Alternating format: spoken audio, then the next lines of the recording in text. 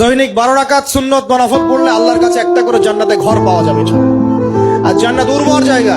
আপনি যদি চান আপনার জায়গায় বেশি বেশি গাছ লাগাতে, খালি পড়বেন সুবহানাল্লাহিল আযীম ওয়া বিহামদিহি, সুবহানাল্লাহিল আযীম ওয়া বিহামদিহি।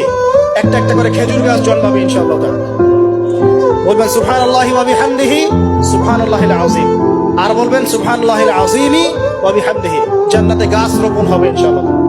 এটা গেল 6 নাম্বার, নামাজ বেশি বেশি পড়া। 7 নাম্বার, জি বলছি, 7 নাম্বারটা হচ্ছে, আমি আর 4টা বলে শেষ করছি। 7 নাম্বারটা হচ্ছে যে সৃষ্টির সেবা করা। কি করা ভাই? একটা হাদিস আছে যে ইরহামু মান ফিল আরদ ইয়ারহামুকুম মান ফিস সামা। তোমরা জমিনবাসীর প্রতি রহম করো, আসমানবাসী তোমাদের উপর রহম করবে ইনশাআল্লাহ। আল্লাহর ভালোবাসা পাওয়ার অন্যতম মাধ্যম হচ্ছে জমিনবাসীর প্রতি রহম করেন।